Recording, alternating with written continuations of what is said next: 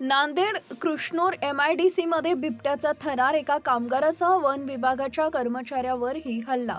लोहा तालुक्यातील रत्नेश्वरी मंदिर परिसरात बिबट्या आढळल्यानंतर 20 दिवसातच पुन्हा एकदा बिबट्यानं कृष्णूर MIDC मध्ये आपलं दर्शन घडवलं आहे।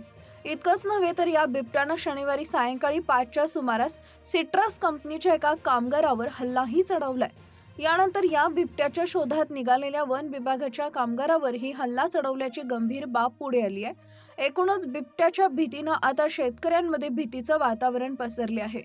जंगल परिसरात आढळणारा बिबट्या आता जिल्ह्यातील विविध भागात आढळत असल्यानं नागरिकांनी खबरदारी बाळगावी असं आवाहन जिल्हा उपवन संरक्षक केशव साबळे यांनी केलंय। नायगाव तालुक्यातील कृष्णूर MIDC वसाहतीत असलेल्या सिट्रस कंपनीच्या श्रीकांत पप्पुलवाड नामक कामगारावर बिबट्यानं अचानक हल्ला चढवला। बिबट्याच्या हल्ल्यात त्यानं कसंबसं प्राण वाचवले, मात्र या घटनेमुळे परिसरात एकच खळबळ उडाली आहे। नागरिकांनी या घटनेची माहिती वन विभागासह पोलिसांनाही दिली।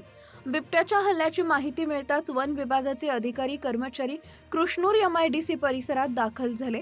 त्यांनी बिबट्याचा शोध सुरू केला।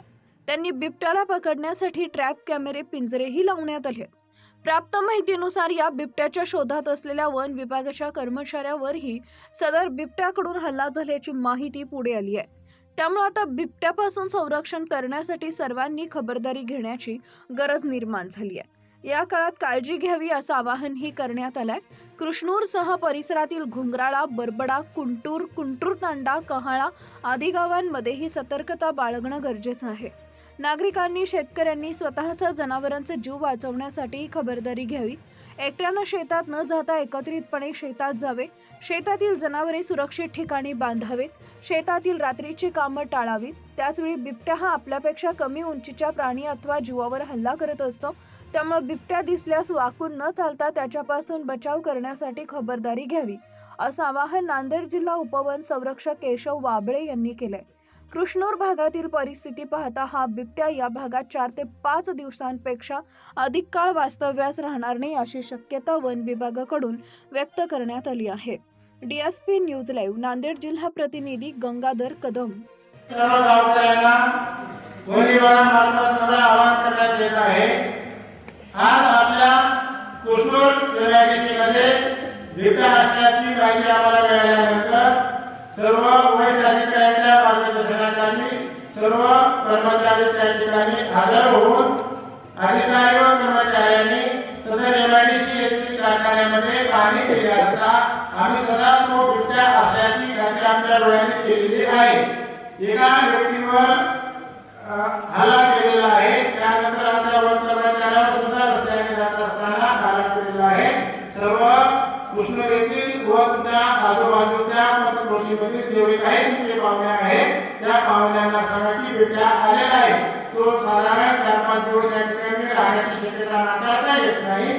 तो बिबट्या जर तुमच्या समोर अचानकपणे आला असेल, त्याच्या उंचीपेक्षा कमी असलेल्या वन्य पशुधनावर तुमच्या त्याच्यामध्ये बकऱ्या आल्या, शेळी आली, कोंबडे आले किंवा त्याच्यापेक्षा उंची कमी असलेल्या लहान लेकरं आले, अशा याच्यावर हल्ला करण्याची शक्यता नाकारता येत नाही।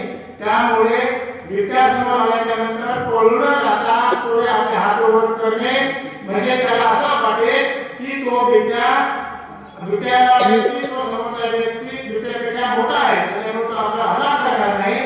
तसेच तुम्ही शेतीमध्ये काम करत असताना रात्री बेरात्री बाहेर फिरत असताना संघटित होऊन म्हणजे 5-6 लोक एकत्र आल्याच्या नंतर तो बिबट्या हल्ला करणार नाही।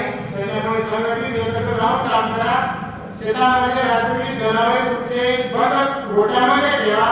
अशा पद्धतीने तुमची व तुमच्या जनावरांची काळजी घ्या।